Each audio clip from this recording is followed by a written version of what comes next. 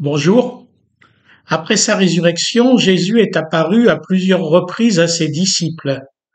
Lors d'une de ces rencontres, il interrogea Pierre. Simon, fils de Jean, m'aimes-tu plus que ceux-ci? Oui, Seigneur, tu sais que je t'aime. En français, cela ne donne rien. Mais en grec, dans l'original, Jésus et Pierre n'utilisent pas le même verbe aimer. Ainsi, Pierre répond à côté de ce que Jésus attendait. Finalement, la troisième fois, c'est Jésus qui va céder et utiliser le même verbe que Pierre afin que la réponse corresponde. C'est qu'en grec, l'amour peut se dire de plusieurs manières, tandis qu'en français, on aime de la même façon son partenaire sexuel, ses proches, ses amis et le chocolat. En grec, donc, il y a au moins 4 mots pour amour. Il y a eros, l'amour sexuel, lorsque je désire et je prends.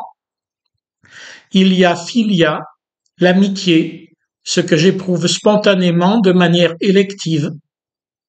Il y a storge, la tendresse pour ses enfants, ses proches. Et il y a agapé, qu'on traduisait autrefois charité, avant que ce mot ne change de sens. Qu'est-ce que l'agapé, puisque c'est ce dont parlait Jésus? L'apôtre Paul l'expliquait aux Corinthiens dans un texte qu'on entend trop souvent et qu'on ne met pas assez en pratique. L'amour est patient, l'amour est serviable, il n'est pas envieux, l'amour ne se vante pas, il ne s'enfle pas d'orgueil, il ne fait rien de malhonnête, il ne cherche pas son intérêt, il ne s'irrite pas, il ne médite pas le mal, il ne se réjouit pas de l'injustice, mais il se réjouit de la vérité. Il pardonne tout, il croit tout, il espère tout, il supporte tout. L'amour ne succombe jamais.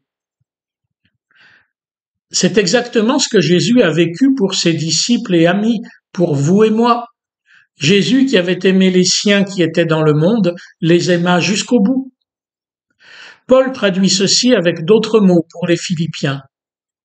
Ayez un même amour, une même âme, une seule pensée. Ne faites rien par rivalité ou par vaine gloire, mais dans l'humilité, estimez les autres supérieurs à vous-même. Que chacun de vous, au lieu de considérer ses propres intérêts, considère aussi ceux des autres. Quand Jésus questionne Pierre en lui parlant d'agapé, Pierre répond en parlant de philia, non pas de don de soi, mais d'amitié. Et c'est bien notre drame. Jésus nous aime d'amour. Il a tout donné pour nous. Mais nous, dans le meilleur des cas, nous l'aimons d'amitié. Cela nous engage, certes, mais sans nous détacher de nous-mêmes.